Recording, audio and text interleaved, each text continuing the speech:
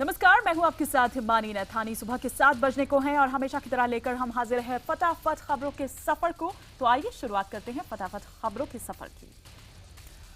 आज वित्त मंत्री अरुण जेटली देश का आम बजट पेश करेंगे। सुबह 11 बजे जेटली लोकसभा में बजट पेश करेंगे। दोपहर 3:30 बजे के करीब वित्त मंत्री मीडिया को संबोधित करेंगे। आम बजट से पहले प्रधानमंत्री नरेंद्र मोदी ने कहा है कि आज उनके लिए परीक्षा का दिन है। रविवार को रेडियो पर मन की बात कार्यक्रम में बोलते हुए पीएम ने बजट को सरकार के इम्तिहान का दिन बताया। बजट पेश होने से पहले ही विपक्ष ने सरकार को घेरना शुरू कर दिया है। आरजेडी अध्यक्ष लालू प्रसाद यादव ने कहा कि देश की अर्थव्यवस्था खराब स्थिति में है। लालू प्रसाद यादव के मुताबिक बजट पेश होने के बाद जनता की आंख से पर्दा हट जाएगा। उन्होंने ये भी कहा कि आर्थिक मोर्चे पर नाकामी छिपाने के लिए सरकार राष्ट्रवाद का मुद्दा उछाल रही है। सूत्रों के मुताबिक बजट में आयकर छूट की सीमा 40,000 रुपए तक बढ़ सकती है। दरअसल सरकार इस बार के बजट में छोटे आयकर दाता को राहत देने की कोशिश कर सकती है। अभी आय पर 2.5 लाख रुपए तक टैक्स छूट मिलती है। सूत्रों के मुताबिक टैक्स छूट का दायरा बढ़कर 2,90,000 रुपए हो सकता है। आज पेश होने वाले आम बजट में रियायती दरों पर घर देने की योजना का ऐलान भी हो सकता है। सूत्रों के मुताबिक होम लोन पर टैक्स छूट का दायरा बढ़ सकता है। घर पर कब्जा मिलने में देरी पर भी टैक्स छूट मिल सकती है, यानी पोजीशन में 3 साल से ज्यादा देरी होने पर छूट मिल सकती है। फिलहाल पोजीशन में देरी पर सिर्फ 30,000 रुपए की छूट मिलती है। हरियाणा सरकार आज पंजाब हरियाणा हाई कोर्ट में मुरथल गैंगरेप मामले में स्टेटस रिपोर्ट पेश करेगी। जाट आंदोलन में हुए नुकसान का ब्यौरा भी कोर्ट में पेश करेगी। मुरथल में कथित गैंगरेप के मामले में पहला केस दर्ज हुआ है। दिल्ली के नरेला की रहने वाली एक पीड़ित महिला ने एसआईटी के सामने बलात्कार की शिकायत दर्ज कराई है। पीड़ित के मुताबिक 22 और 23 फरवरी की रात उसके रिश्तेदारों ने उसके साथ रेप किया था। पीड़ित ने अपने 6 रिश्तेदारों के खिलाफ मामला दर्ज कराया है। मुरथल में हुए कथित गैंगरेप की जांच को लेकर एसआईटी के 3 सदस्यों ने मीडिया से बात की। उन्होंने बताया कि जो ट्रक ड्राइवर रेप होते देखे जाने का दावा कर रहे थे, उन्होंने पुलिस के सामने बयान बदल दिया है। जांच टीम के सदस्यों ने बताया कि कई लोगों ने भी फोन पर यह बताया था कि उन्होंने रेप होते देखा है, लेकिन कोई भी सामने नहीं आ रहा। हरियाणा के कृषि मंत्री ओपी धनखड़ को झज्जर में लोगों के भारी विरोध का सामना करना पड़ा। आंदोलन के दौरान हिंसा से परेशान लोगों ने धनखड़ का जमकर विरोध किया। लोगों से मिलने पहुंचे हरियाणा के कृषि मंत्री धनखड़ के सामने ही लोगों ने दरवाजा बंद कर लिया और उन्हें घर में घुसने नहीं दिया। लोगों ने कहा कि उन्हें मदद और हमदर्दी नहीं चाहिए। हरियाणा में आंदोलन के बाद आध्यात्मिक गुरु श्री श्री रविशंकर रोहतक पहुंचे और लोगों से शांति और सद्भाव बनाए रखने की अपील की।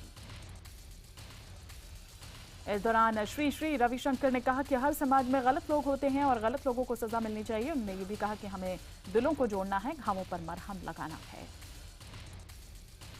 जेएनयू में राष्ट्र विरोधी नारे लगाने के मामले में गिरफ्तार जेएनयू छात्र संघ अध्यक्ष कन्हैया की जमानत याचिका पर दिल्ली हाई कोर्ट में आज सुनवाई होगी। वहीं दूसरे आरोपी आशुतोष को फिर पूछताछ के लिए बुलाया गया है। मानव संसाधन विकास मंत्री स्मृति ईरानी के खिलाफ विपक्ष संसद में विशेष अधिकार हनन प्रस्ताव लाएगा। राज्यसभा में जेडीयू नेता केसी त्यागी तो लोकसभा में सीपीएम सांसद मोहम्मद सलीम विशेष अधिकार हनन का नोटिस देंगे।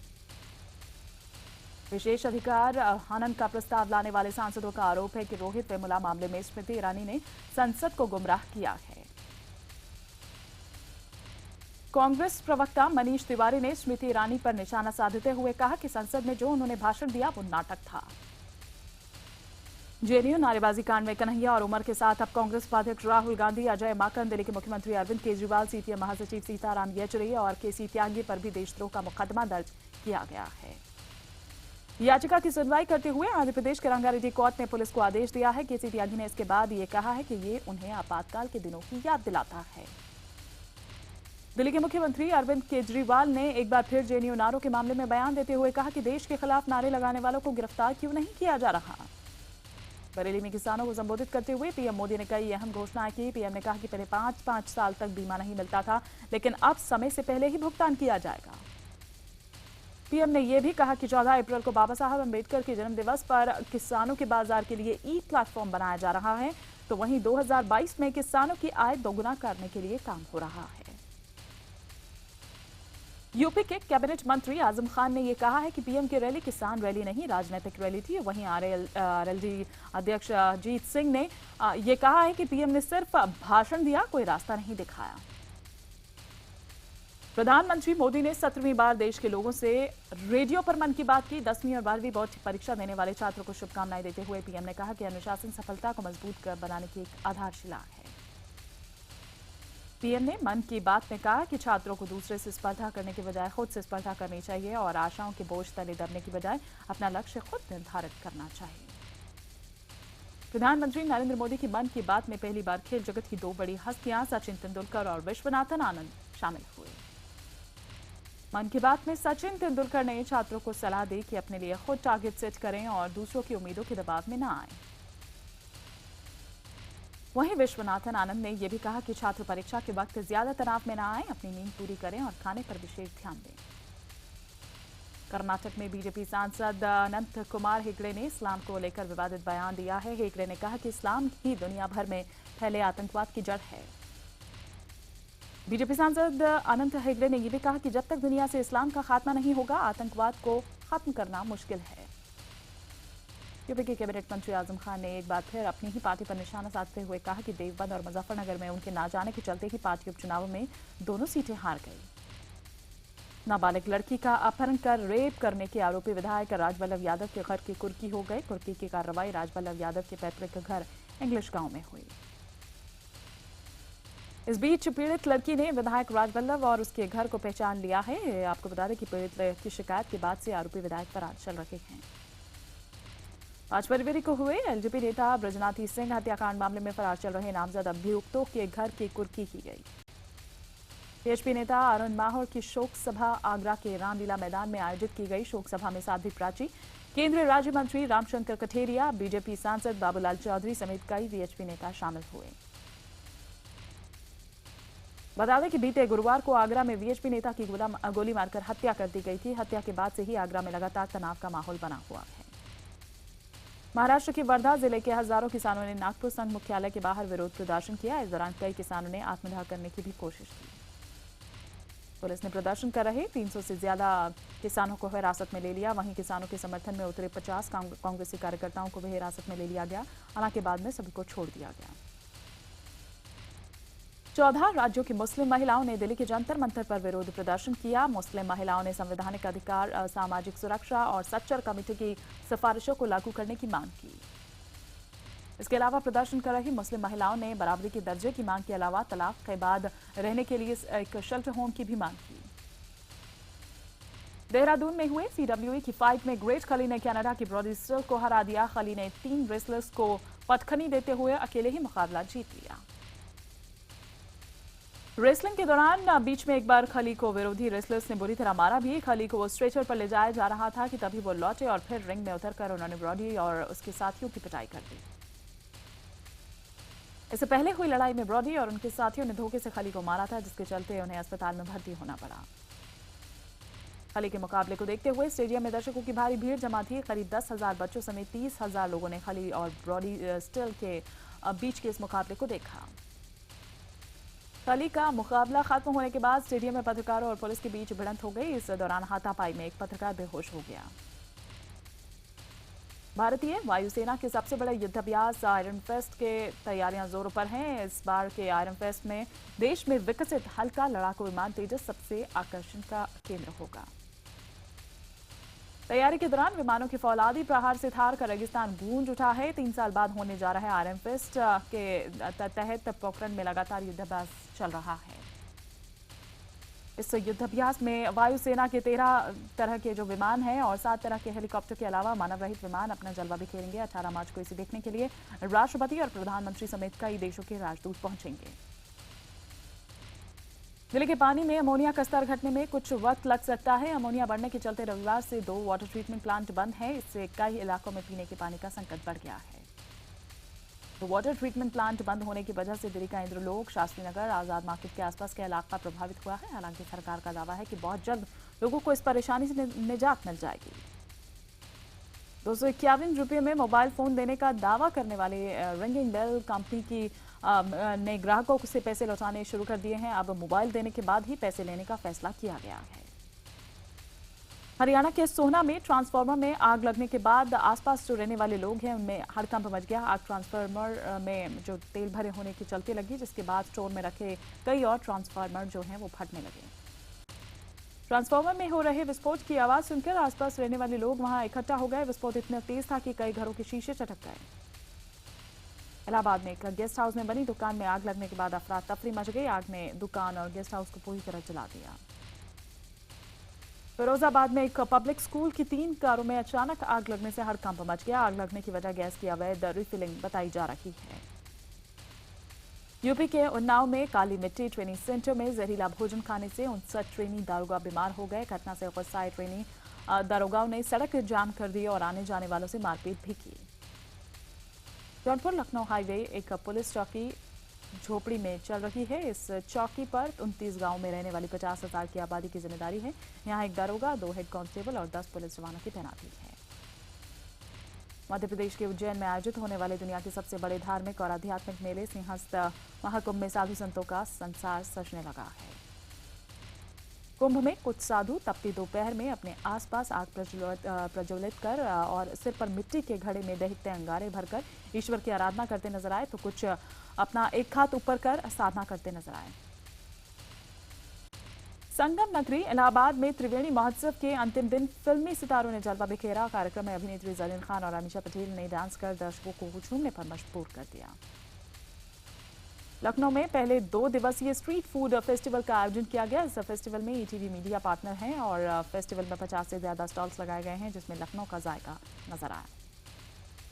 कानपुर देहात के एक टोल प्लाजा पर एक दारोगा ने कुछ लोगों के साथ मिलकर एक ट्रक ड्राइवर और क्लीनर की बुरी तरह से पिटाई कर दी।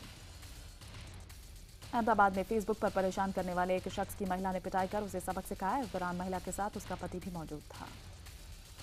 पुणे में आईटी कंपनी में काम करने वाली एक 24 साल की लड़की के साथ शराब के नशे में 5 लोगों ने गैंगरेप किया। पुणे में इस हफ्ते बलात्कार की दूसरी घटना है।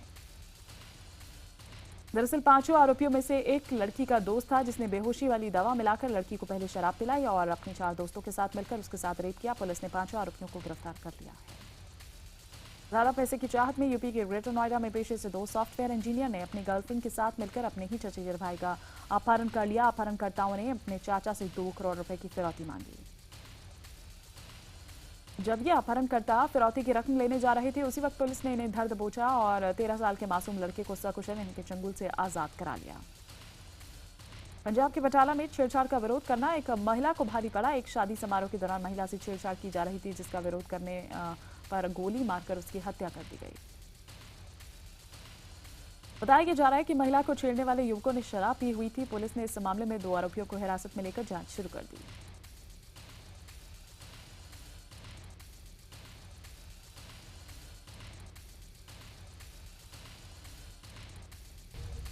बिहार के मधुबनी में 3 पुलिसकर्मियों पर नाबालिग से गैंगरेप करने का आरोप लगा है। खबरों की माने तो 3 पुलिसकर्मियों ने लड़की को उसके घर से अगवा किया और नशीला पदार्थ खिलाकर उसके साथ गैंगरेप किया। दिल्ली के बदरपुर इलाके में 2 बदमाशों ने एमसीडी टोल टैक्स के 2 कर्मचारियों को उनके कमरे में घुसकर गोली मार दी। दोनों को गंभीर हालत में अस्पताल ले जाया गया, जहां पर दोनों की मौत हो गई। उत्तर प्रदेश के कानपुर में प्रवीण कटियार नाम के एक वकील का शव उसके घर के बाहर कार में मिलने के बाद सनसनी फैल गई। चश्मदीदों के मुताबिक प्रवीण का दोस्त कृष्णपाल और उसकी पत्नी साथ ही उसका नौकर उसका शव कार में रखकर भाग रहे थे। तभी मौके पर मौजूद लोगों ने कृष्णपाल की पत्नी को पकड़ लिया और पुलिस के हवाले कर दिया। एमपी के छतरपुर के नेगवा रियासत की पूर्व महारानी और उनकी बेटी की मौत का पुलिस ने खुलासा कर दिया है। हत्या की वजह महल में रखे 1 लाख रुपए की चोरी को लेकर था। पुलिस ने महल में दूध पहुंचाने वाले नंदी राजपूत नाम के एक शख्स को पकड़ा। नंदी ने बताया कि महारानी ने 1 लाख रुपए महल में रखे थे, जिसकी चोरी के लिए उसने एक साथी के साथ योजना बनाई। मथुरा में छेड़खानी से परेशान होकर खुदकुशी की कोशिश करने वाली छात्रा की 6 दिन बाद अस्पताल में मौत हो गई। 6 दिन पहले छात्रा ने खुद को आग लगा ली थी। छात्रा की मौत के बाद छात्रा के परिजन धरने पर बैठ गए, जिसके बाद मथुरा के डीएम ने पीड़ित परिवार के लिए 5 लाख रुपए की घोषणा की। गाजीपुर के जमानिया इलाके में एक छात्रा पर चरित्रहीनता का आरोप लगाकर कुछ लोगों ने उसके साथ मारपीट की और उसके बाल काट डाले। इस मामले में पुलिस ने 3 महिलाओं समेत 5 लोगों को गिरफ्तार कर लिया। उदयपुर के एक गांव में लोगों ने एक प्रेमी के घर को आग के हवाले कर दिया। प्रेमी प्रेमिका के गांव से भाग जाने के बाद गुस्साए लोगों ने घर में आग लगा दी। मध्य प्रदेश के ग्वालियर में बास्केटबॉल के राष्ट्रीय खिलाड़ी ने फांसी लगाकर खुदकुशी कर ली। हालांकि पुलिस को शुरुआती जांच में आत्महत्या का कारण पता नहीं चल पाया। पाकिस्तान के खिलाफ टीम इंडिया की जीत के हीरो रहे उपकप्तान विराट कोहली पर आईसीसी ने अंपायर के फैसले पर आपत्ति जताने के लिए मैच फीस का 30% जुर्माना लगाया है। एशिया कप में पाकिस्तान से जीत के बाद टीम इंडिया के स्टार खिलाड़ी विराट कोहली और अजिंक्य रहाणे जिम में बॉडी बनाते नजर आए। बांग्लादेश में भारतीय उच्चायोग की पार्टी में टीम इंडिया की धुरंधर बल्लेबाज विराट कोहली ने ताजमहल फिल्म का गाना जो वादा किया वो निभाना पड़ेगा गाकर सभी को आश्चर्यचकित कर दिया। वर्ल्ड कप T20 में भारत पाकिस्तान मैच के टिकट के लिए सिर्फ 2 दिनों में ही 1,38,101 रजिस्ट्रेशन हो चुके हैं। इस बार मैच के सभी टिकट्स लॉटरी के जरिए मिलेंगे। एशिया कप में मेजबान बांग्लादेश ने श्रीलंका को 23 रनों से हरा दिया। बांग्लादेश के 147 रनों के जवाब में श्रीलंका की टीम 20 ओवर में सिर्फ 124 रन ही बना पाई। भारतीय टीम के सलामी बल्लेबाज रोहित शर्मा चोटिल हो गए हैं। उनके बाएं पैर के अंगूठे में चोट लग गई है। डॉक्टर्स के मुताबिक वो जल्द ही ठीक हो जाएंगे। जॉन अब्राहम की फिल्म रॉकी हैंडसम रिलीज होने से पहले ही विवादों में घिर गई है। सेंसर बोर्ड के मुताबिक फिल्म में हिंसा बहुत ज्यादा दिखाई गई है। सेंसर बोर्ड ने रॉकी हैंडसम को ए सर्टिफिकेट दिया है। हालांकि फिल्म के निर्माता निर्देशक यूए सर्टिफिकेट की मांग कर रहे हैं। अर्जुन कपूर ने शूटिंग खत्म करने के बाद को स्टार करीना कपूर को आधी रात को फोन कर दिया, जिससे नाराज सैफ ने अर्जुन की जमकर क्लास लगाई। विद्या बालन अपने पति सिद्धार्थ रॉय कपूर के साथ ताजमहल देखने पहुंची। विद्या ताज लिटरेचर फेस्टिवल में शिरकत करने के लिए आगरा पहुंची थी। रविवार को नागपुर महोत्सव की शुरुआत होगी। प्रसिद्ध गायक मोहित चौहान ने इनके लाइव कॉन्सर्ट से इस महोत्सव की शुरुआत की। बगदाद में एक बाजार के पास हुए एक के बाद एक 2 बम धमाकों में 59 लोगों की मौत हो गई, जबकि 100 से ज्यादा लोग घायल हो गए। आतंकी संगठन आईसिस ने सीरिया में खुद के 2 शहरों अबायद और सलूक में हमला कर दिया। यह हमला उस वक्त हुआ जब पूरे देश में संघर्ष विराम की घोषणा हो चुकी थी। लंदन में ट्राइडेंट परमाणु हथियारों के नवीनीकरण के विरोध में हजारों लोगों ने प्रदर्शन किया। प्रदर्शनकारी हाथों में बैनर और पोस्टर्स लेकर सड़कों पर उतरे और जमकर नारेबाजी भी की। सोमालिया के बेदायो में आतंकियों के हमले में 15 लोगों की मौत हो गई, जबकि 20 से ज्यादा लोग घायल हो गए। हवाई में समंदर के सर्फिंग के दौरान कई लोग पानी में गिर गए, लेकिन इन सब के बीच एक शख्स लगातार लहरों को चीरता हुआ सर्फिंग करता नजर आया।